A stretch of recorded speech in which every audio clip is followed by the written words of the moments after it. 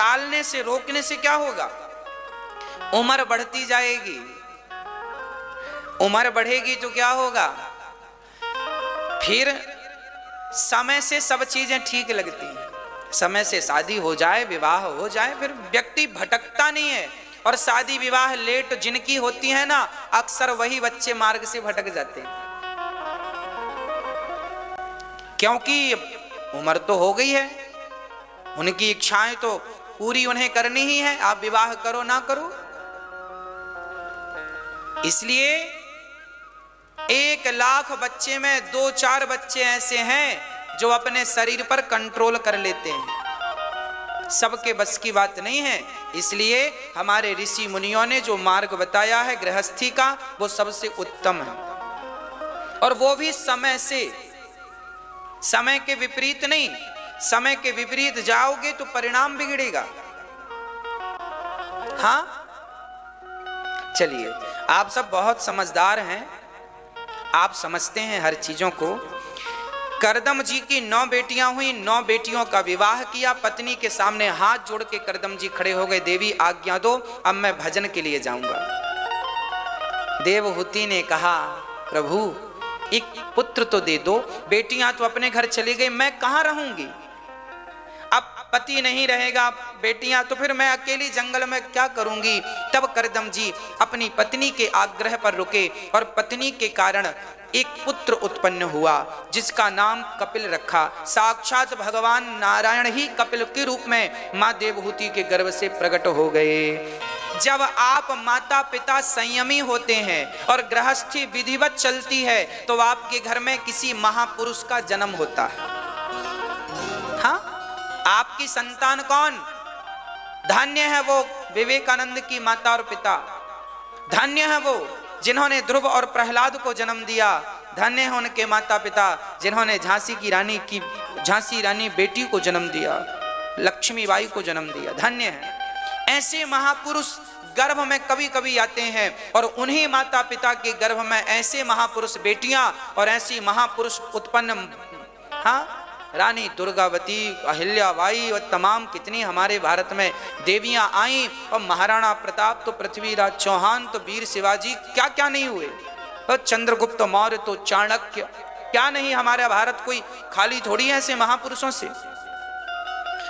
इनकी माताएं धन्य है जिन्होंने अपने गर्भ में ऐसे महापुरुष को रखा।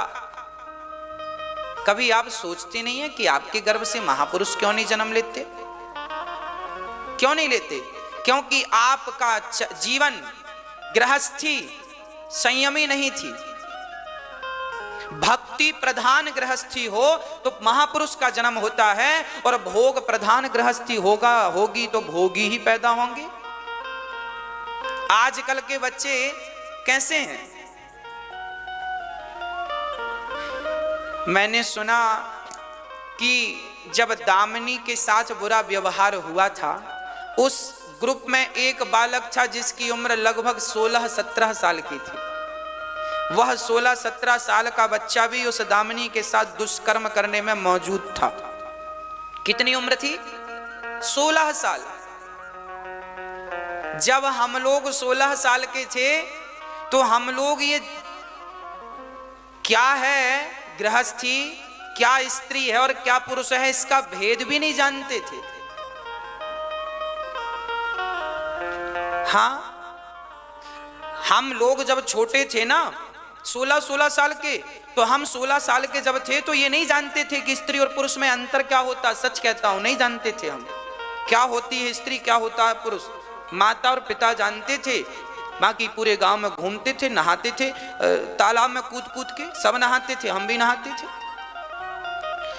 और की तो क्या कहें, आज भी गांव के भोले भाले लोग 16 साल के लड़के तो सारे कपड़े उतार के तालाब में नहाते हैं।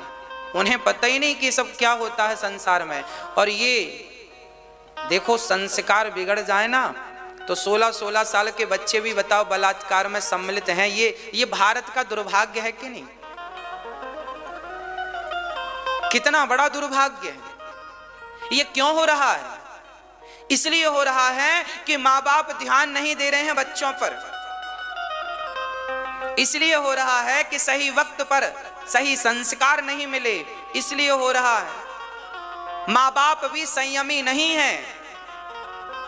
मैं कह सकता हूं कि उस बच्चे ने जो हरकत की, मुझे ये पता है कि उसके माँ बाप भी संस्कारी नहीं होंगे, क्योंकि आम के वृक्ष से फल आम का ही होगा, बबूल तो नहीं हो सकता। फसल भी बबूल की रही होगी, तब फल बबूल का पैदा हुआ। माँ बाप भी कुछ उनमें कमियां रही होंगी, इसलिए ऐसी संतान उत्पन्न हुई है। इसलिए आप याद रखना मेरी माँ, यदि आपकी संतान बिगड़ गई तो संतान पर उंगलियां उठती हैं, माँ बाप पर, दादा परदादा पर, तुम्हारी पीढ़ियों पर भी उंगलियां उठ जाती हैं।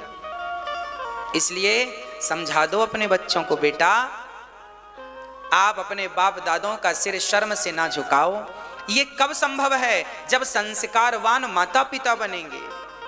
आप संस्कारी बने, आपकी संतान संस्कारी बनेगी। कुछ चीजें करके बतानी, एक संस्कार की बातें होती हैं और एक संस्कार करके दिखाना होता है, चरित्र में धारण करके। तो जो कहकर समझाया जाता है ना, उससे अच्छे प्रैक्टिकली होता है। एक मौखिक ज्ञान होता है, एक प्रैक्टिकली ज्ञान होता है। आप अपने बच्चों को यह मत कहा करो कि माँ बाप की सेवा करो, आप खुद माँ बाप की सेवा करोगे तो बेटे देख देख के अपने आप सेवा करेंगे। मैंने हनुमान चालीसा कभी याद नहीं किया। जब मैं छोटा था तो हमारे पिताजी रोज हनुमान चालीसा जोर जोर से पढ़ते थे, तो सुन सुन के पूरा हनुमान चालीसा, छोटे थे तभी याद हो गया था, सुन सुन के याद नहीं करना पड़ा। अर्थात घर का वातावरण जैसा होगा बच्चों पर वैसा ही प्रभाव पड़ेगा। अब आप देख लो कि आपके घर का वातावरण कैसा है, आपकी नीति और आपकी नियत कैसी है। जैसी नीति आपकी, जैसी नियत आपकी, वैसी नीति और वैसी नियत का बेटा पैदा होगा। इसलिए गृहस्थी इतनी भी सरल नहीं है भाई, जितनी समझ रहे हो। शादी कर लेना, स्त्री के मांग में सिंदूर और मंगलसूत्र पहना देना सरल है, पर उस रिश्ते को जीवन भर ईमानदारी से निभा लेना और आने वाली पीढ़ी को संस्कारवान बना देना, यही तो हम सब गृहस्थियों की सबसे बड़ी जिम्मेदारी है, यही तो चुनौती है। और चुनौती कहाँ है? आज हर माँ बाप के सामने चुनौती है अपने बच्चे को संस्कारी बनाना। बनाओ, बिगड़ गए तो बच्चों को कोई नहीं जानता, जमाना तुम्हें कहेगा तुम कैसे माँ बाप थे जो बच्चे बिगड़ गए। इसलिए चारों तरफ देखा करो। करदम जी रुके हैं, मां देवहूति के गर्भ से कपिल भगवान प्रकट हुए। करदम जी अब वापसी कर रहे हैं, जा रहे हैं, देवी बेटा हो गया, अब हमें आज्ञा। देखो कितना त्याग था। जीवन में त्याग बहुत जरूरी है मेरी मां। करदम जी का बेटा हुआ, मन बिल्कुल घर से हटा लिया। मैं कुछ आपको टिप्स दे रहा हूं, ध्यान दे के सुनना। आपका बेटा जिस दिन पढ़ लिख के घर आए, उसी दिन बच्चे को कोई जिम्मेदारी सौंप दो। पढ़ाई पूरी हो गई ना, डिग्रियां आ गई ना, अरे डिग्रियां नहीं आई तो भी बेटा पढ़ो। आपकी दुकान है, खेतीबाड़ी है, फैक्ट्री है, बिजनेस है, जो भी काम है वो काम आधा अब बच्चे से कराओ, जान कर कराओ। अभी कंधे मजबूत नहीं होंगे तो कब होंगे? कई माता पिता, पिताजी ऐसे हैं, अभी तो बच्चा छोटा है, छोटा है, 25 साल का हो गया, अभी भी छोटा है, दूध पीता है, काम कब करेगा, जिम्मेदार कब बनाओगे?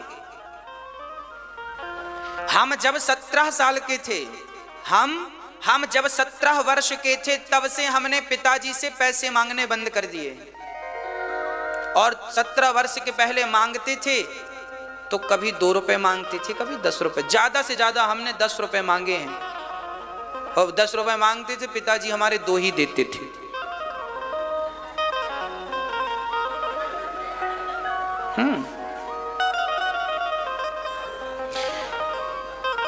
और वो भी कम मांगते थे। 10वीं क्लास जब पढ़ते थे ना, तो कोई बुक कम पड़ गई, वो प्रैक्टिकली की पुस्तक आती थी, वो फाइल आती थी 25 रुपए की,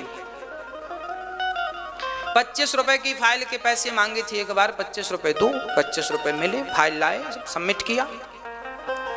खर्चे के लिए गांव के पास मेला लगता, हमारे यहाँ फरवरी में मेला लगता, आज भी लगता है, गांव से 2 किलोमीटर सब जाते, हम भी जाते। पिता से मांगे, भैया पिताजी मेला लगा पैसे दो, तो 2 रुपए हमारे पिताजी देते थे। कुछ माँ से मांग लेते थे तो कुछ माँ दे देती, 2-5 रुपए जितना था, कुछ पिताजी, उसमें मेला घुमाते थे बढ़िया। ये 2015 की बात है, 2016 की बात है। 2017 में तो हम वृंदावन पढ़ने आए थे, 2017 नहीं 2006, जब 17 साल के थे। जब 15 साल के थे, 16 साल के थे, तब 2 रुपए पिताजी खर्चे के देते। ये बात है 2004 और 2005 की। 2006 17 जुलाई को पढ़ने के लिए मैं वृंदावन आया।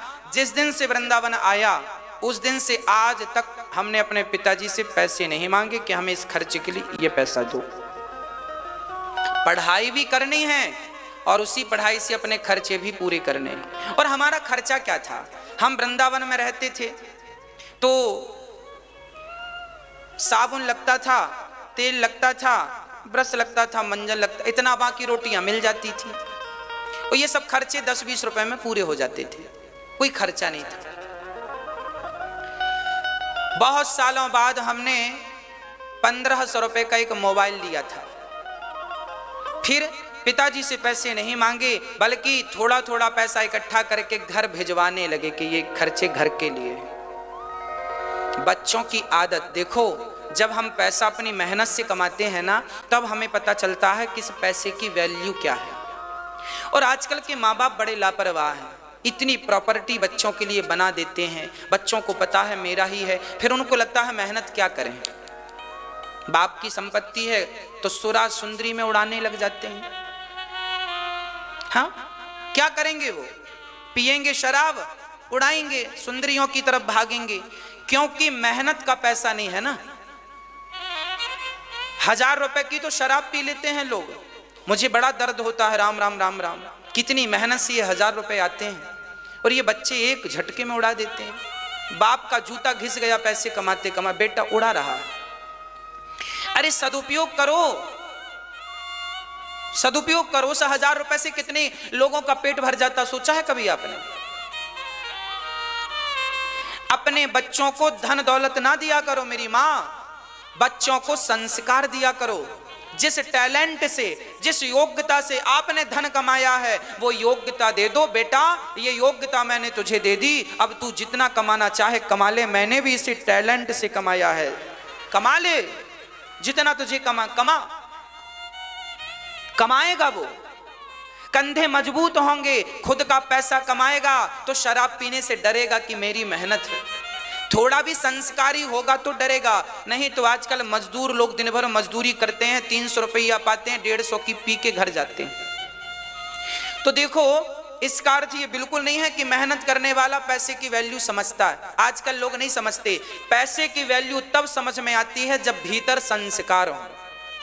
इसलिए बच्चों को प्रॉपर्टी बांटने के पहले अपने संस्कार उन तक पेस्ट कर दीजिएगा। संस्कार पहुंचा, संस्कार देकर धन दोगे तो तुम्हारा धन सेफ रहेगा, और संस्कार नहीं दिया, धन दे दिया, साल भर में पता नहीं चलेगा कि गया कहां। इसलिए आज भारत के हर माता पिता को मैं प्रार्थना कर रहा हूं, अपने बच्चों को संस्कार दो, फिर धन दो। दो धन, पहले संस्कार दो। उस धन का वो करेंगे क्या, क्या आता है उनको? आज माँ बाप मेरा बेटा बेटा सब दे दिया, इसलिए सावधान। आप अपने बच्चों को जिम्मेदार बनाओ, अपनी बहुओं को जिम्मेदार बनाओ। और मैं आपसे एक बात कह दूं, जब आपके बेटे का विवाह, मैं आज 21वीं सदी की बात कर रहा हूं, मैं इसके पहले की बात नहीं करता। इसके पहले का वातावरण माहौल अच्छा था। अब हमें क्या करना है बता दूं, आज 2021 चल रहा है। आज के जमाने में जब आपके बेटों का विवाह हो तो आप अपने बेटों को, अपनी बहू को, उनका हिस्सा जो है अभी से दे दो बेटा, ये जिम्मेदारी तुम्हारी, बहू तुम्हारी है, पेट भरो, तुम्हारे बच्चे हैं, ये जिम्मेदारी ले लो। हम बूढ़े हैं, हमें बुढ़ापे में 2 रोटी दे देना, हमें मत भूल जाना। ऐसा कह के बेटों को काम अभी से दे दो। शादी हुई, हम तो कह रहे हैं शादी के पहले बच्चों का बंटवारा कर दिया करो। माथापच्ची क्यों कर रहे हो बात के लिए? करना ही है। अच्छा, सबको यही रहता हमारे बच्चों में बंटवारा ना हो। अरे तुम इस सच्चाई को मत भूल जाओ, ये स्वीकार करो। तुम चाहो ना चाहो, कल को तुम्हारे बच्चे अरे लड़ झगड़ के अलग हों, उससे अच्छा है प्यार मोहब्बत से अलग करो। क्या महाभारत करके अलग करोगे क्या? कि जब तक बड़े भाई की छोटे भाई से तू मैं नहीं होगी तब तक बंटवारा। अरे पहले ही काम दे दो बेटा, ये दुकान तुम्हारी, ये तुम्हारी, ये खेत तुम्हारा, ये तुम्हारा। पहले ही शादी के पहले, बहू आए उसके पहले ही सब बांट दो बेटा। अब बचा तुम्हारा बूढ़ा बाप, बची तुम्हारी बूढ़ी माँ, तो हमने अपने लिए 2 एकड़ बचा रखी है। बुढ़ापे में भी कुछ पैसे प्रॉपर्टी अपने लिए बचाना, सब ना बांट देना बच्चों को, थोड़ा सा बचाना और कह देना साहब जो हमारी सेवा करेगा हम उनको सब दे देंगे। खत्म बात। अपने पास कुछ बचा लो। कितना बचाओ अपने पास? 5 एकड़ जमीन है तो बच्चों को कितना दो? 1.5 एकड़ दे दो। 1.5 कितना हुआ? 3 हो गया। कितना बचा? 2 एकड़ अपने पास रखो। कल को दोनों बेटे सेवा करें तो 1-1 उनको बांट देना। ज्यादा दोगे तो बावले हो जाएंगे, हैंग होने लग जाएंगे। कम रहेगी तो कमा के खाएंगे, मजबूत बनेंगे, कंधे मजबूत बनेंगे। सारी प्रॉपर्टी देना बाद में दे देना, अरे जो सेवा करे उनको देना। इसलिए समय से बंटवारा कर दो, समय से बात कह दो, ताकि झगड़े ही। आजकल बहुत सारे घर में झगड़े इसलिए होते हैं माँ बाप की लापरवाही से, बूढ़ों की लापरवाही। बंटवारा ही नहीं करते और बंटवारा भी सही नहीं करते, झगड़ा होता है। आप खुद माथापच्ची कर रहे हैं, क्या करें? बेटों को दे दे करके बड़ा सुंदर अपने लिए बचा के रखो। 2 एकड़ का जो पैसा मिले वो तीर्थ यात्रा करो, दान पुण्य करो। बेटा तुम कमाओ, हम कर रहे हैं तीर्थ यात्रा, दान पुण्य करो अपने हाथ से, खिलाओ पिलाओ। सब धीरे धीरे।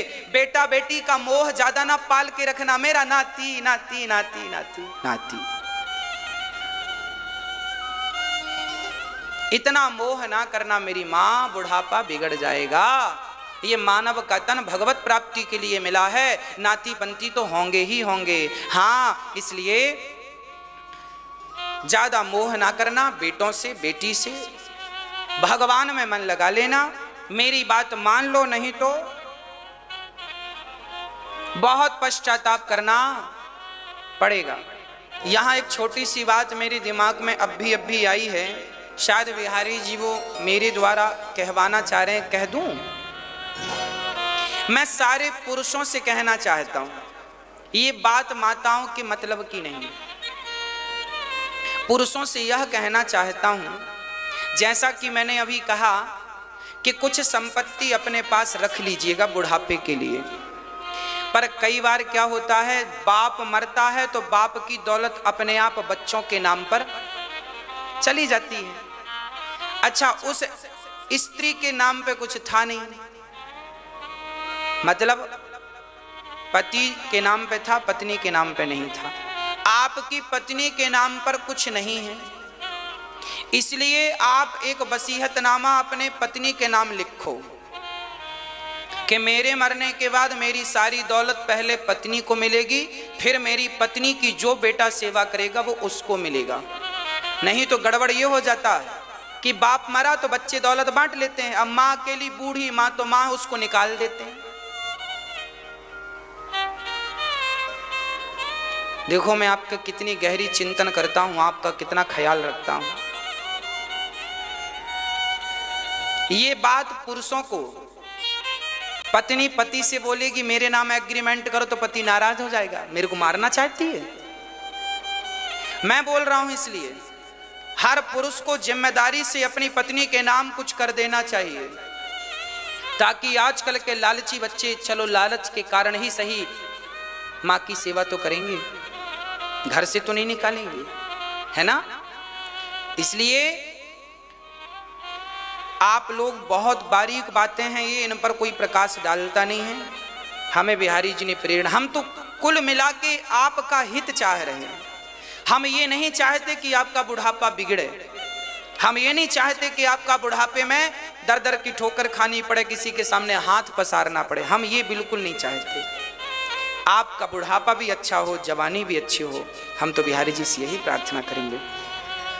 वो पुरुष जो बुढ़ापे तक अपनी पत्नी से अपनी सेवा करवाता है, उस पुरुष को चाहिए कि वो अपनी पत्नी के नाम कुछ करे, वसीयतनामा लिख के जाए कि मेरी दौलत मेरी पत्नी की, फिर जो सेवा करेगा। सीधी बात, ये बात आप लोग अपने पतियों को सुनवा देना यूट्यूब से निकाल के। आज महाराज जी ने ये बोला है, आप बोलेंगी तो बुरा मान सकता है पति आपका, हम बोलेंगे बुरा नहीं लगेगा, ठीक है। चलिए, करदम जी महाराज भगवान के भजन में चले गए। माँ देवहूति अपने पुत्र के सामने बैठी हैं और प्रार्थना कर रही हैं। माँ देवहूति ने अपने पुत्र कपिल जी से आज हाथ जोड़कर कहा, तम त्वागताहम शरणम शरण्यम। हे नाथ, आज मैं आपकी शरण ग्रहण करती हूं और आज मैं आपसे एक ही सवाल करती हूं, मेरा मन मेरे वश में नहीं है, मेरा मन कैसे वश में होगा। माता देवहूति अपने पति अपने पुत्र कपिल जी से कहती हैं, हाँ, इसी को सांख्य शास्त्र कहते हैं, इसी को सांख्योपदेश कहते हैं। सांख्य शास्त्र का ज्ञान क्या है, सांख्योपदेश क्या है, यही है। कपिल भगवान से कहती हैं, माँ मेरा मन वश में नहीं है, बताओ मेरा मन वश में कैसे होगा। तब कपिल देव जी ने बढ़िया उत्तर दिया, माँ मन को वश में करना हो तो सत्संग करना स्टार्ट कर दो। मन कथा में ना लगे तो भी शरीर से बैठो, जब शरीर कथा में बैठेगा तो धीरे धीरे मन भी आपका कंट्रोल होने लग जाएगा, मन भी बैठने लग जाएगा। पहले शरीर को तो बिठा लो। चलो मन आपके अधीन नहीं है तो शरीर तो आपके वश में है, शरीर से काम लो। मन को वश में करना सबसे बड़ी चुनौती है। ये आत्म कल्याण के साधन है मेरी माँ, है ना। इसलिए पहले अपने मन को वश में करो, मन साधो, जब मन सधेगा तब काम बनेगा। कपिल देव जी कहते हैं, माँ जिस दिन मन बस में हो गया, अच्छा एक बात बताओ, सुई हिल रही है तो हिलती सुई में धागा जाएगा? धागा जाने के लिए सुई को स्थिर होना पड़ेगा। उसी प्रकार जिस दिन मन स्थिर हो गया, उसी दिन भगवान आपके हृदय में वैसे ही प्रवेश कर जाएंगे जैसे सुई के छेद में धागा प्रवेश कर जाता है। मन शांत हो, कोई कामना ना, बिल्कुल चित्त शांत हो, कोई कामना नहीं। अच्छा, मन शांत कब होगा? आपका मन अशांत क्यों है? क्योंकि आपके भीतर बहुत सारी इच्छाएं हैं। जब तक इच्छाएं होंगी तब तक मन शांत नहीं होगा। इच्छाओं को समाप्त कर दीजिए, मन शांत हो जाए। आप इच्छाओं को समाप्त नहीं कर पाते। कपिल भगवान कहते हैं, उनकी शरण में जाओ जो सहनशील है, सहनशील बनना है। भगवान को पाना चाहती हो माँ भैया जी, तो आपको क्या बनना पड़ेगा? सहनशील, तितिक्षवा। जितना सहनशील वृक्ष है उससे भी ज्यादा सहनशील आपको। जब तक सहनशील नहीं बनोगे तब तक भगवत प्राप्ति नहीं होगी। जमाना गाली दे या आरती उतारे, ना आरती उतारने वालों पर ध्यान दो ना गाली देने वालों पर। यहाँ उलझी रहोगे तो भगवान तक कैसे पहुंचोगे? आगे बढ़ना है तो इस उलझन को पार करना पड़ेगा। सहनशील वृक्षों की तरह, जैसे वृक्ष आंधी सर्दी गर्मी सब सहन करते। हाँ? गर्मियों में लू चलती है, गरम गरम हवा, उस गरम हवा को वृक्ष लेते हैं और आपको छाया शीतलता प्रदान करते हैं कि नहीं? गर्मी के थपेड़े खाकर भी वो आपको शीतलता प्रदान करते हैं। आप सहनशील होकर भी औरों पर दया का भाव जरूर रखें, जैसे वृक्ष दया का भाव रखते हैं। वृक्षों के पास कोई जाए तो कुछ मिले ना मिले पर छाया तो मिल ही जाती है। गर्मी में छाया का क्या महत्व है वो तो तभी पता चलता। फल भी मिल जाते हैं, कई बार पेट भी भर जाता है। वृक्ष तो बातचीत नहीं करते, खड़े हैं बेचारे, फिर भी वो हमें फल देकर हमारा पेट भर देते हैं। हम तो बातचीत भी करते हैं, चलते फिरते भी हैं, क्या हम किसी को छाया दे रहे हैं? क्या हम किसी के काम आ रहे हैं? आओ। कपिल भगवान कहते हैं, माँ आप सब में मेरा दर्शन किया करो। अहम सर्वेषु भूतेषु भूतात्मा अवस्थितः सदा, मैं सबके भीतर स्थित हूं माँ, ऐसा भाव जानो। माता देवहूति ने कहा, बेटा ये बताओ भक्ति क्या है, भक्ति किसे कहते हैं? अच्छा मैया जी आप बताओ भक्ति का स्वरूप क्या है, भक्ति कहते किसे हैं? क्या है भक्ति? क्या है भक्ति, किसे कहते हैं? माला जपना भक्ति है, या चारों धाम करना भक्ति है, या वृंदावन आना भक्ति है? बताओ भक्ति क्या है? हाँ, भज सेवायाम धातु से भक्ति बनती है, अर्थात सेवा ही भक्ति है। सेवा क्या है? जब आप सेवा करेंगे तो फिर आपकी भक्ति होगी निरंतर।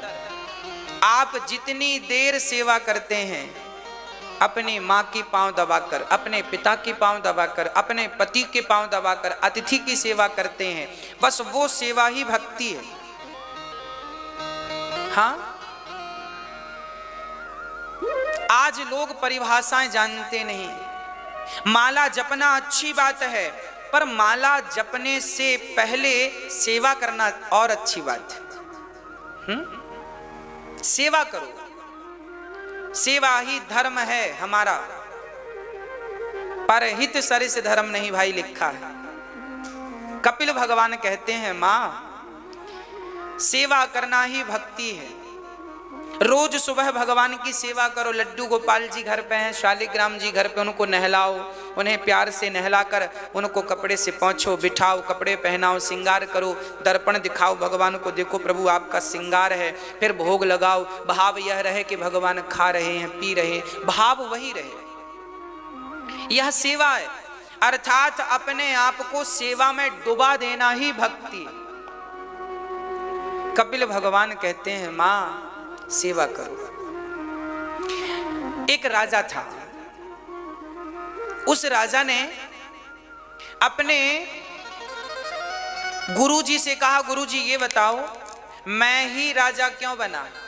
मेरे साथ और भी बच्चे पैदा हुए हैं, वो राजा क्यों नहीं बने? एक ही दिन में बहुत बच्चे पैदा होते हैं, एक राजा बन जाता है, एक भिखारी रहता। गुरुजी ने कहा फलाने जंगल में संत बैठे हैं, वो बताएंगे। राजा गए तो वहां पर एक साधु अंगार खा रहे थे। अंगार जलता, मुंह पे रखें तो मुंह जल जाए फिर गिर जाए, वो अंगार खा रहे हैं पागलों की तरह। राजा ने कहा, आप अंगार क्यों खा रहे हैं? मैं रोटी की व्यवस्था कर देता हूं। उन्होंने कहा ठीक है कर दो। राजा ने उनके लिए भोजन की व्यवस्था की।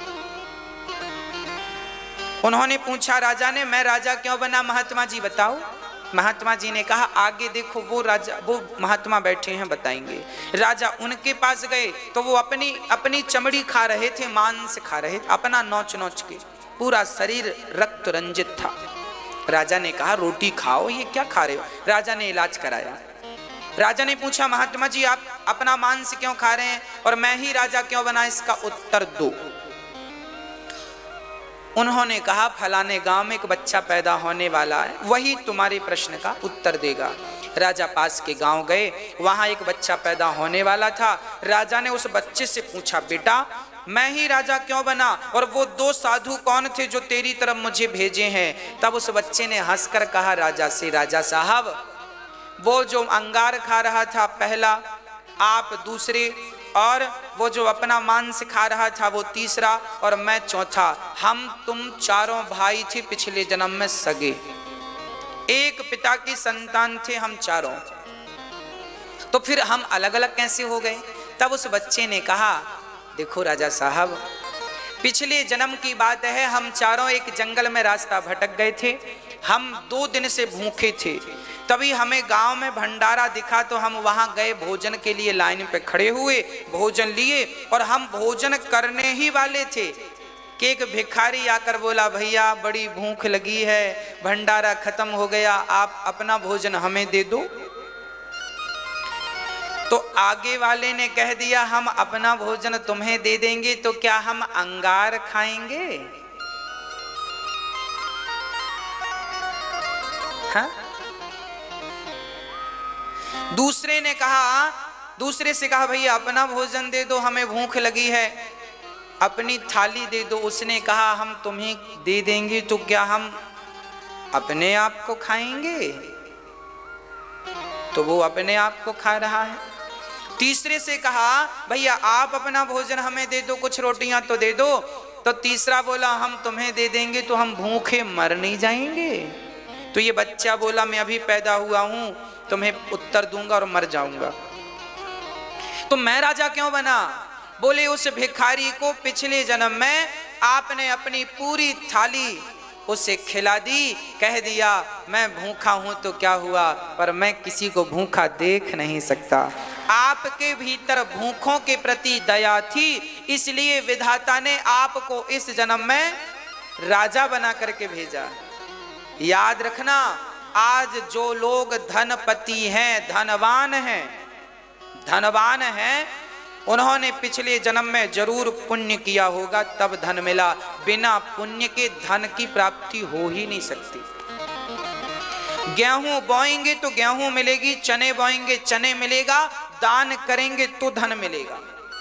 इसलिए कहता हूं कि 100 रुपए कमाओ, उसमें 10 रुपए दान धर्म के लिए जरूर निकालो। और मुझे लगता है कि वृंदावन में मेरी वृद्ध माएँ यहाँ रहती हैं, जिन माँओं की सेवा ये दास अपने हाथों से करता है। यहाँ अन्न क्षेत्र चलता है, दवा क्षेत्र चलती है, निःशुल्क दवाई बांटी जाती है। आप भी इन प्रकल्पों से जुड़कर आप किसी एक माँ का सहारा, आज मैया जी दिल्ली से आई, 5 माँ का सहारा बनी। आपका दिया हुआ धन केवल माँओं की रोटी नहीं बनता, माँओं के सिर पे जो छाया है वो छाया भी बनता है। आपका थोड़ा सा धन माँओं के सिर पे रहने की व्यवस्था, खाने की व्यवस्था, उनकी तमाम व्यवस्थाएं यहाँ पर होती हैं आपके ही थोड़े थोड़े योगदान से। इसलिए आप अपने ये दोनों हाथ, पुण्य के जो हाथ हैं, ये जरूर बढ़ाइएगा। इससे ही आप अगले जन्म में और इस जन्म में भी धनवान बनेंगे। जब आप अपने धन का सदुपयोग करते हैं तो विधाता आपको छप्पर फाड़ कर देता है। दानम दुर्गति नाशनम, दान करने से दुर्गति समाप्त हो जाती है। हाँ, राजा क्यों बना उसे पता चल गया। आप किसी एक साधु यहाँ हजारों भोजन करते हैं, आप एक दिन का अन्न क्षेत्र अपनी तरफ से कर लीजिए, अपने बच्चों के नाम से अन्न क्षेत्र बांटिए, अपनी बेटी के नाम से। यही इनकी दुआएं आपके बच्चों को मजबूत करेंगी। यही दुआएं हमारी उम्र बढ़ाती हैं, यही दुआएं हमें सुख और समृद्धवान बनाती हैं। आज के दिन आप अच्छा संकल्प लीजिए कि आप गौ माता की एक रोटी गौरी गोपाल गौशाला में पहुंचाएंगे। आप माँओं की सेवा का संकल्प, जब आप पूर्ण रूप से माँओं की सेवा में जुड़ेंगे तो भगवान आपके सारे काम पूर्ण कर देंगे। पूर्णमिदः पूर्णमिदं पूर्णात् पूर्णमुदच्यते। ईश्वर सब कुछ पूर्ण करते हैं। कपिल भगवान ने ज्ञान दिया, माँ किस प्रकार बच्चा अपने माँ के गर्भ में रहता है। वैज्ञानिक लोगों को आज पता चला है कि किस प्रकार बच्चा अपनी माँ के गर्भ में रहता है। हमारे ऋषि मुनियों ने हजारों साल पहले, लाखों वर्ष पहले रिसर्च करके रख दिया था। हमारी भागवत, हमारे ग्रंथ, सारे ग्रंथ साइंटिफिक होते हैं, साइंस इनमें होता है। पहले दिन जब माँ गर्भवती होती है तो बच्चा पेट में पहले दिन कैसा, दूसरे दिन कैसा, पहले महीने, दूसरे महीने, सब कुछ लिखा है भागवत में। साइंस भी आजकल बताने लगा है कि बच्चा 1 माह में पेट में क्या उसका तैयार होता है। 1 माह में बच्चे का सिर बनता है, दूसरे महीने में हाथ और पांव निकलते हैं पेट में, तीसरा माह लगता है तो बच्चे के अंदर स्त्री और पुरुष के चिन्ह उत्पन्न होते हैं। देखो कितना साइंटिफिक। अपने आप को ही भगवान के चरणों में पिंड बना के चढ़ा दो, यही पिंडदान है। प्रभु मैं आपका, आप मेरे। जिस दिन भगवान से ये कह दोगे कि मैं आपका हूं और आप मेरे हैं, उस दिन तुम्हारे लिए कोई पिंडदान की जरूरत ही नहीं। परंतु बेटा है तो फिर उसे करना चाहिए, नहीं है तब की ये बातें। नहीं है बेटा तो रोने की जरूरत नहीं है, परेशान होने की जरूरत नहीं है। माता यशोदा के भी बेटा नहीं था तो नाम बताओ। जाया हुआ तो नहीं था, कृष्ण तो देवकी के थे, बाद में चले भी गए।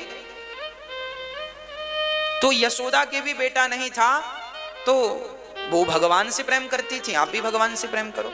भगवान से प्रेम ही आपका सब कुछ है। मीराबाई ने अपने कुल का नाम रोशन किया कि नहीं? हाँ या ना? तो क्या वो भी आपकी तरह सोचती भगवान मैं तेरी इतनी बड़ी भक्ता हूं, बेटा तो दिया नहीं? अब वो भी आपकी तरह पागलों की तरह रोती बेटा बेटा।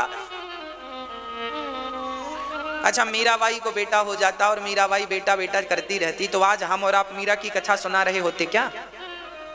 क्या हमारे बीच में मीरा का नाम होता?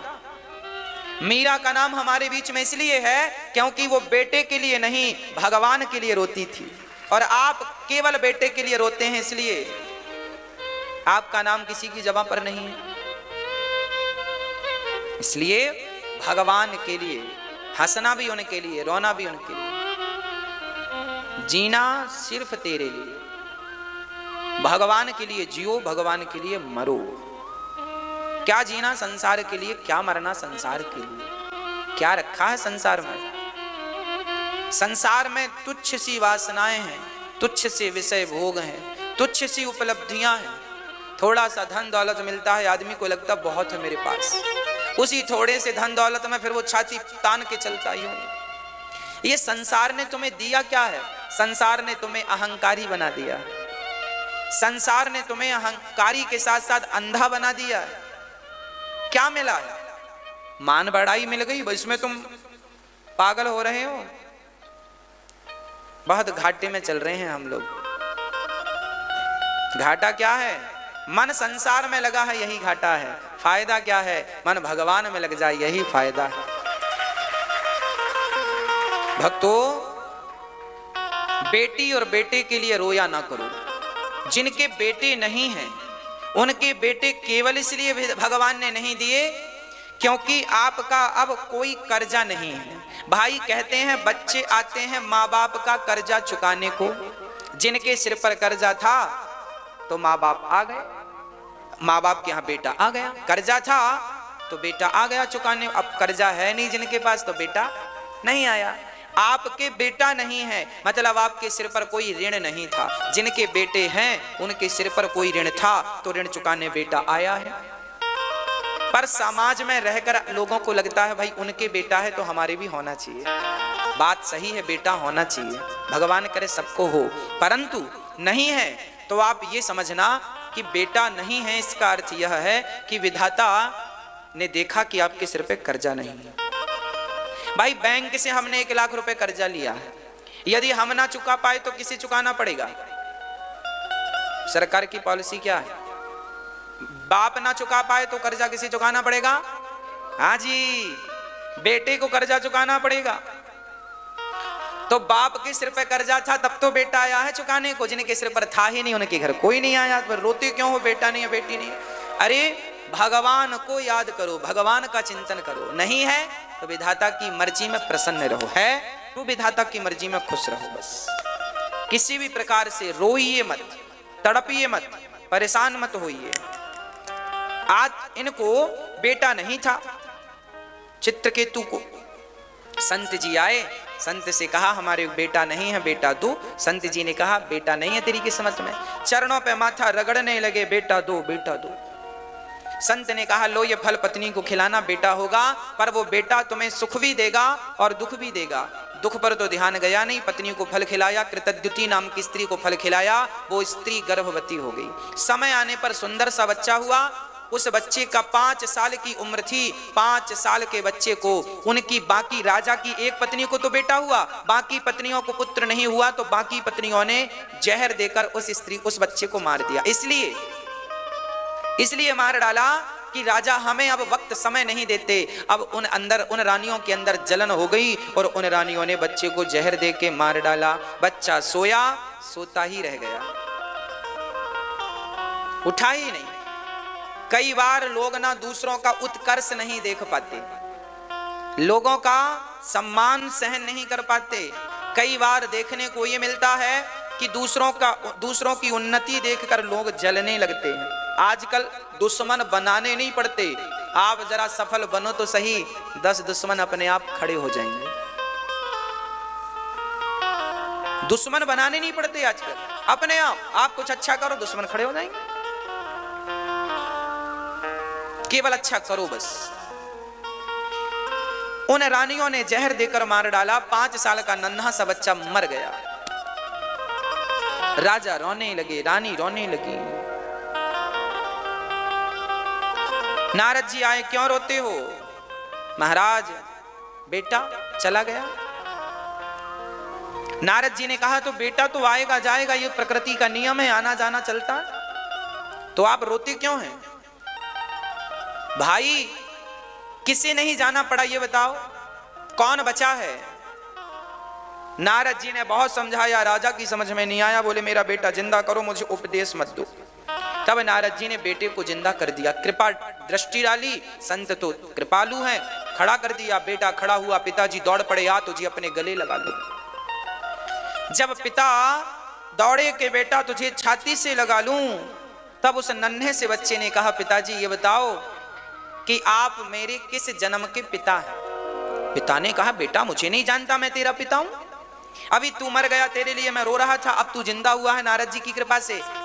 उस बच्चे ने कहा, पिताजी कितनी बार मेरा जन्म हो चुका है, कितनी बार आपका जन्म हो चुका है, कितनी बार मैं कुछ और बनकर आया, आप कुछ और बनकर आए, किस जन्म का संबंध हमसे रखेंगे ये तो बताओ। तब उस पिता ने कहा, बेटा मेरी समझ में नहीं आ रहा। तब उस बच्चे ने स्पष्ट किया, पिताजी मैं पिछले जन्म में भिखारी था, आपके घर भीख मांगने आया था, तो आपने हमें गेहूं का आटा और गाय का सूखा हुआ गोबर, ओपले, कंडे हमें दे दिए। हमने नदी के तट पर उन कंडों में, ओपलों में आग लगाई और 5 रोटियां बनाकर खाई। उन कंडों पर हमने देखा नहीं, बहुत सारी चींटियां थी, सारी चींटियां जल गईं और 5 रोटियां हमने खाई। वो चींटियां आपके घर से मिली थी हमें ओपलों में, तो वही चींटियां इस जन्म में आपकी पत्नियां बन के आई हैं, और चूंकि हमने उन्हें आग में जलाकर मार दिया, तो इस जन्म में उन्होंने बदला लिया, हमें जहर देकर मार दिया। वो तो हमने 5 रोटियां भगवान को भोग लगाकर खाई, तुम्हें निवेदित भोजन करही, आपको भोग लगाकर खाई, तो एक जन्म में ही सबका हिसाब किताब चुक गया, नहीं तो ना जाने कितनी बार जन्म लेना पड़ता और मरना पड़ता, हिसाब किताब चुकाना पड़ता। मेरी माँ याद रखना, इस धरती पर जो आपकी बेटी है, बेटा है, पत्नी है, पति है, ये सब पिछले जन्म में कुछ ना कुछ ऋण हिसाब किताब रह गया था, वह हिसाब किताब चुकाने आपकी बेटी बनकर आई है, आपका बेटा बनकर आया है, आपका अपना बनकर आया है। जिस दिन जिसका हिसाब हो जाएगा उस दिन वो चला जाएगा। मेरा भी कुछ ऋण था पिछले जन्म का, जो इस जन्म में मैं वो अपना चुका रहा हूं। मेरा भी कोई हिसाब बाकी था, तो मैं इस धरती पर आया हूं अपना हिसाब किताब चुकाने। आपका भी कुछ ऋण बाकी था, आप भी आए हैं अपना हिसाब किताब चुकाने। बस जिन जिन का चुकता जाएगा तो जाते जाओ, जाते जाओ। आपके दादा परदादा सब चले गए, उनका हिसाब किताब पूरा हुआ, चलो आगे बढ़ो, आगे बढ़ो। यही संसार की, यही जगत की सच्चाई है। ना तो आपकी कोई बेटी है, ना तो आपका कोई बेटा है, आपकी बेटी और आपका बेटा अज्ञान वश लग। अच्छा, अपनी एक उंगली आंख के किनारे यहां लगाओ, ऐसे जरा देखो, ऊपर ऊपर, ऐसे करने से, थोड़ा देखने से आप 2 दिखने लगेंगे। अभी देखो ना, प्रैक्टिकल करो ऐसे। आप कितने दिखेंगे? ऐसा होता है कि नहीं? आंख में यहां उंगली लगाकर देखने से चांद दो दिखते हैं। देखो ये लाइट अभी दो दिखेगी, हाँ दिखती, हाँ या ना? करके देख लो, नहीं बाद में कहो महाराज जी आप झूठ कह रहे हैं। अरे ज्यादा ना डाल लेना, नहीं आंख ही निकल आए बाहर। ऊपर की तरफ करने से, हल्का सा ये ऊपर की तरफ यहां दबाने से दिखता है। आंख में उंगली लगाकर देखने से चांद दो दिखते हैं, हाँ या ना? तो क्या दो हैं?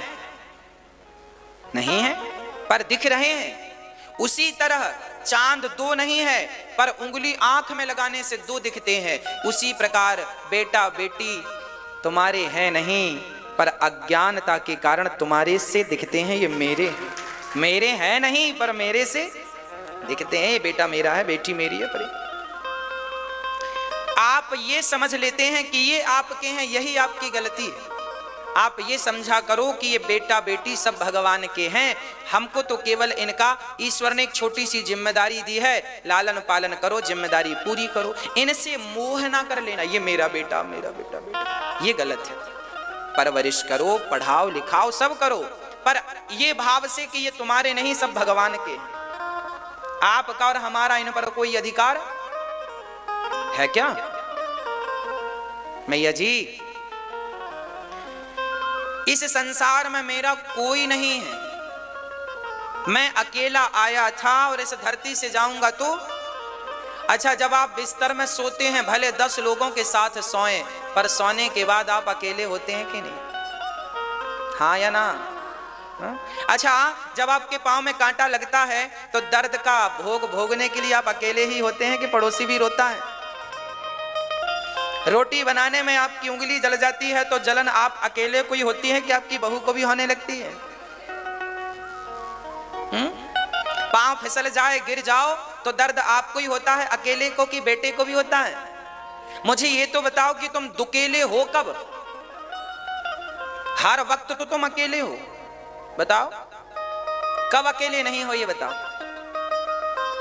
यदि हमारे साथ कोई है तो केवल भगवान, तू अकेला नहीं प्यारे, राम तेरे साथ में, केवल वह परमात्मा मेरे साथ है, क्योंकि वो भीतर बैठा है। बाकी हमने ये जो जगत के लोगों को अपना मान रखा है, ये बेटा बेटी मेरे, ये नहीं मेरी माँ, ये सब अपना काम करने को आते हैं। जब तक छोटी होती है ना बेटी, तुम्हारी गोद में होती है, तुम्हारे आंगन का फूल होती है, जब ससुराल चली जाए और वो फिर 1-2 बच्चों की माँ बन जाए तो फिर ऐसा लगता है कि फिर सोचने से लगता है कि ये कभी घर पे थी साथ में, सपना सा लगने लगता है। हाँ या ना? अब बाप को तो यही लगता है ये मेरी बेटी नहीं, अब तो इसके भी बच्चे हैं। लो भैया, जब तक आपके बेटा बेटी का विवाह नहीं हो जाता तब तक ही अपने से लगते हैं। विवाह हो जाए तो बेटा अपनी पत्नी के संग मस्त है और बेटी अपने पति के संग मस्त है, आप फिर अकेले। हाँ या ना? आपने बच्चे पैदा किए थे इसलिए कि हम 1 से 2 हो जाएं, पर आप तो 2 से फिर 1 हो गए। इस सच्चाई को स्वीकार कर लो कि एक परमात्मा के सिवा तुम्हारा इस धरती पर कोई नहीं है। बेटा बेटी सब यात्रा पर हैं, हमारी यात्रा चल रही है मेरी माँ। ये बेटा बेटी नाती पोता ये सब यात्रीगण हैं, जिनका स्टेशन आता जाएगा उतरते जाएंगे। आपका आएगा सो आप उतर जाना। एक ट्रेन पर हम बैठते हैं तो आपका स्टेशन आता है, आप उतर जाते हैं, हमारा तम। ऐसे ही जब हमारी मौत आएगी हम उतर जाएंगे, आपकी आएगी आप उतर जाना। हम लोग उतरते जाते हैं, नाती पोता चढ़ते जाते हैं। एक आर दादाजी मर गए और बहू के बेटा हो गया। ऐसा ज्ञान दिया, चित्रकेतु का अज्ञान मिटा, चित्रकेतु ने भगवत प्राप्ति की। वही चित्रकेतु जाकर के बना वृत्तासुर। आज इंद्र के हाथों वृत्तासुर का उद्धार हुआ, वृत्तासुर मारे गए। एक बार भगवान अपने भक्त को शरण में ले लें तो कल्याण कर कर ही छोड़ते हैं। अच्छा, भगवान इस धरती पर क्यों आए? और भी बहुत सारे कारण हैं। यदा देवेषु वेदेषु गौसु विप्रेषु साधुषु धर्मे मयि च विद्वेषः सवा आशु विनश्यति। भगवान के एक परम भक्त का नाम हुआ है प्रहलाद। क्या हुआ है मेरी माँ? प्रहलाद। प्रहलाद के पिता हिरण्यकश्यपु बड़े दुष्ट प्रकृति के हैं। हिरण्यकश्यपु अपने पुत्र पर बड़ा अत्याचार करते हैं। अच्छा, प्रहलाद जी सबसे छोटे हैं घर में, पर सबसे उत्तम कोटि का व्यवहार करते हैं। अच्छा, बड़ा बनना हो तो उम्र से बड़ा बना जाए या संस्कारों से बड़ा बना जाए? मैया, ओ मेरी माँ, हो गई गप्पे? पंचायत हो गई, फोन सी चल रही थी। हाँ मेरी माँ, ध्यान दो।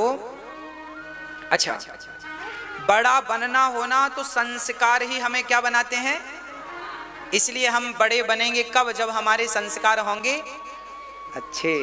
संस्कार कैसे? अपने से बड़ों को प्रणाम करना, अपने से छोटों का सम्मान करना, यही संस्कार है ना।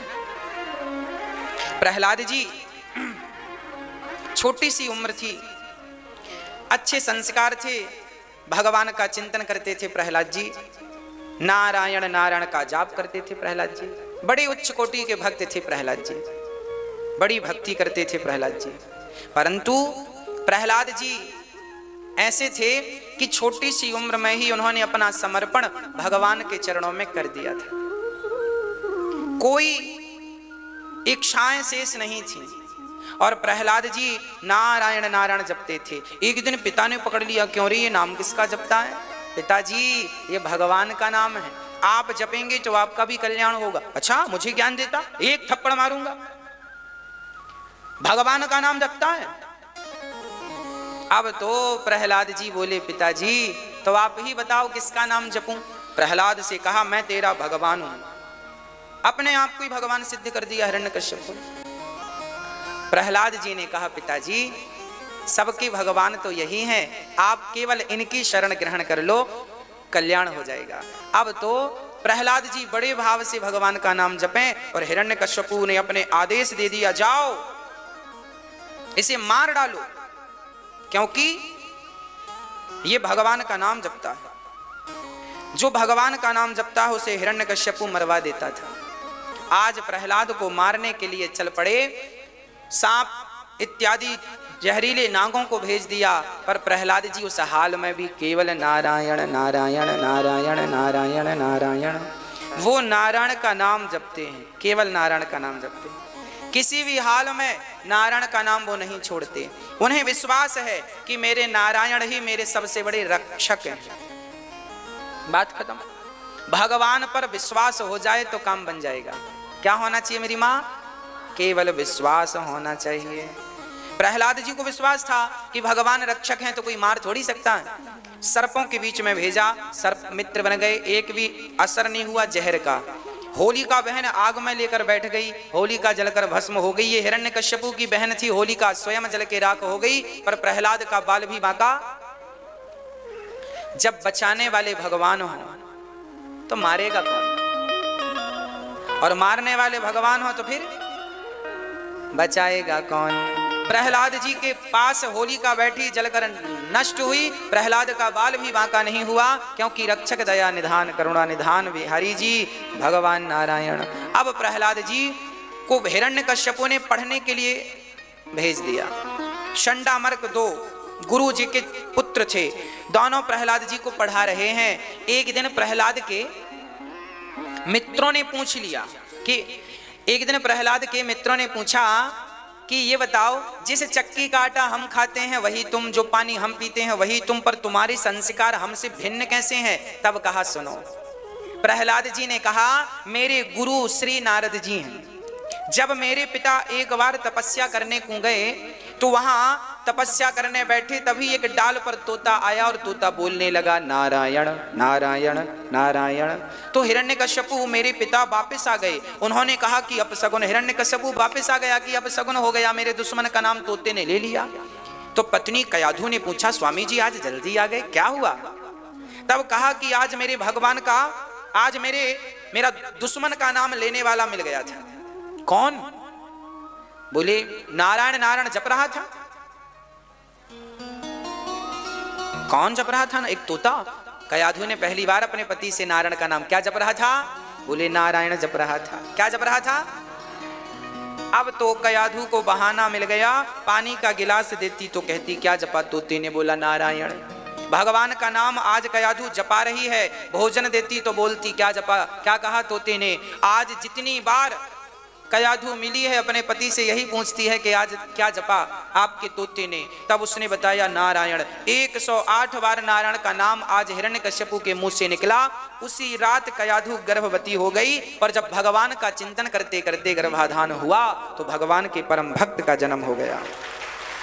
इसलिए स्त्री और पुरुष दोनों को संयमी होकर यह ख्याल रखना चाहिए कि आपकी मनस्थिति जैसी होगी उसी मनस्थिति का पुत्र उत्पन्न होगा।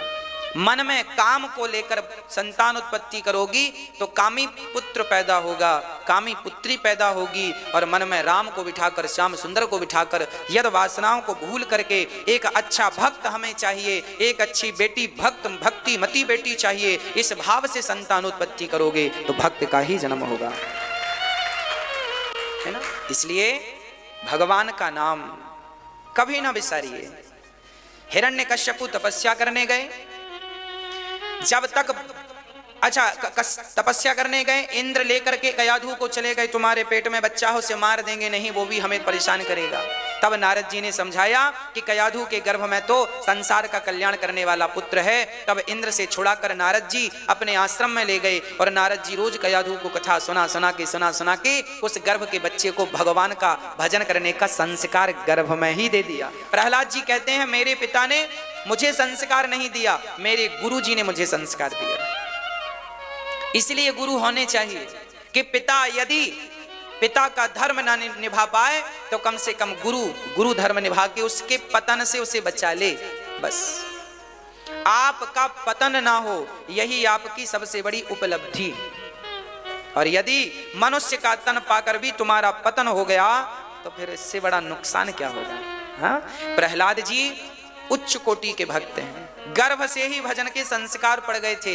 इसलिए गर्भवती स्त्रियों को गर्भावस्था में भगवान की अधिक से अधिक कथा का रसपान, कीर्तन, भजन, सत्संग करना सुनना चाहिए। गाली गलौच से बचो, बुरे व्यवहार से, बुरे आचरण से बचो, तब यहाँ संस्कार पड़ेंगे बच्चे को। गर्भावस्था में बहुत संयमी रहना है आपको। प्रहलाद जी कहते हैं मेरे गुरु नारद जी संस्कार बचपन में मिल गए और आज प्रहलाद जी समझा रहे हैं कौमार आचरित प्राज्ञो धर्मान भागवतानिहा दुर्लभम मानुषम जन्म तदप्य ध्रुवमर्थिदम।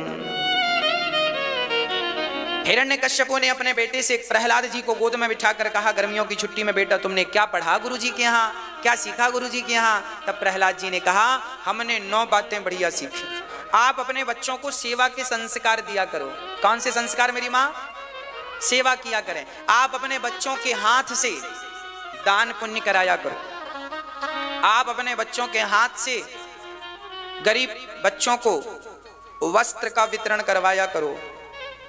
आप अपने घर के बच्चों से भगवान की पूजा करवाया करो। भगवान को तुम नहलाओ, तुम पूजा करो। छोटे छोटे बच्चों को पूजा कराओ। छोटे, आपको लगता है भगवान की पूजा बच्चे थोड़ी करते हैं, अरे कब सिखाओगे, अभी तो समय है, इनसे पूजा कराओ। उनको बताओ पहले करके, ऐसे नहलाओ, ऐसे पुष्प चढ़ाओ, ऐसे जल चढ़ाओ, फिर वो करेंगे। अभ्यास में लाओ, कीर्तन में बिठा लो, कथा में बिठा लो। धीरे धीरे धीरे धीरे अभ्यास मजबूत होगा, काम बनेगा, है ना। बच्चों से घर में अतिथि आए तो परोसदारी बच्चों से करवाया करो। अतिथि गुरुजनों के पांव बच्चों से धुलवाया करो। आप अपने बच्चों से पांव धुलवाते हैं कि नहीं? नहीं धुलवाते। वीआईपी बच्चे हैं आपके।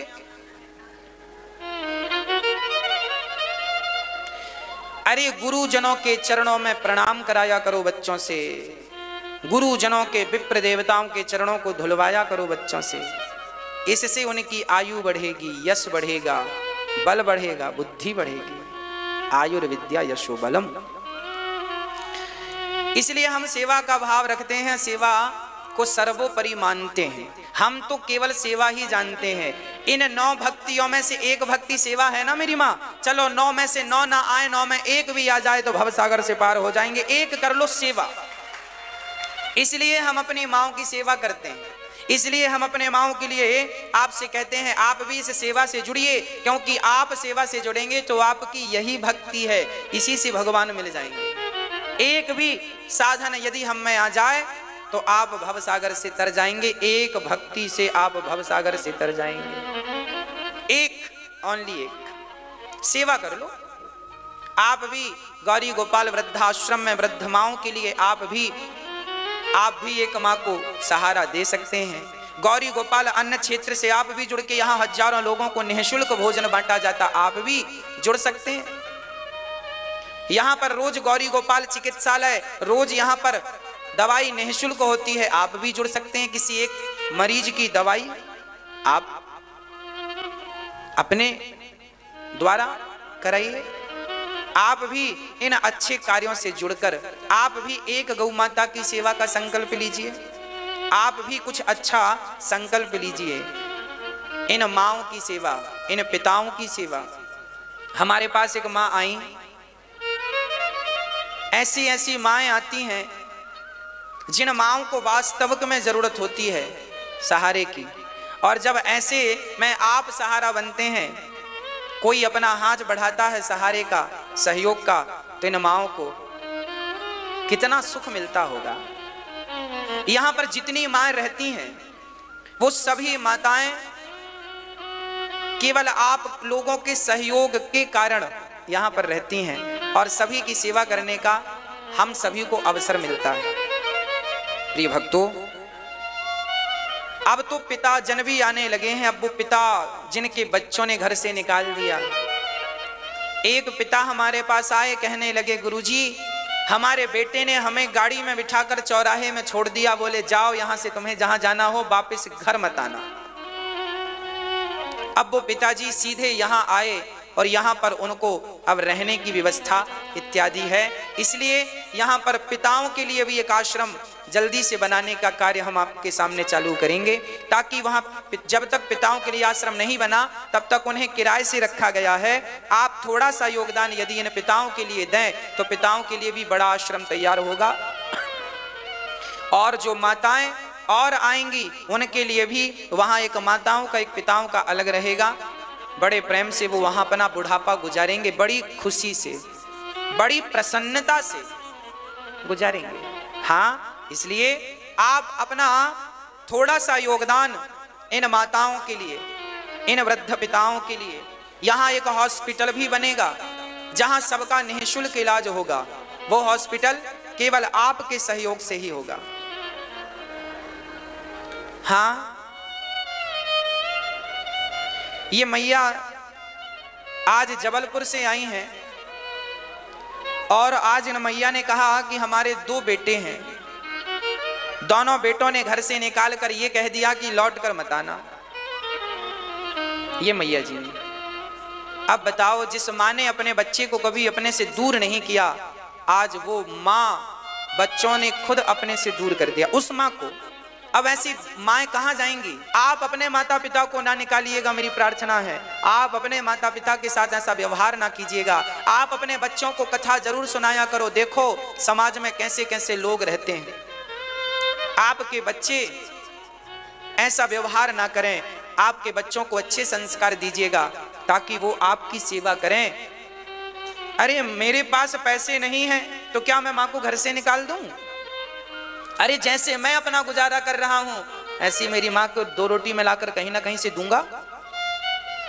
छोटा था तो माँ ने मेरा पेट भरा, अब बड़ा हो गया है बेटा तो बेटे का कर्तव्य है कि वो माँ का पेट भरे, माँ की सेवा करे। कहते हैं एक पीपल का पेड़ लगाने से, जब तक आपके घर बच्चा पैदा नहीं हुआ तो आप एक पीपल का पेड़ लगा दो।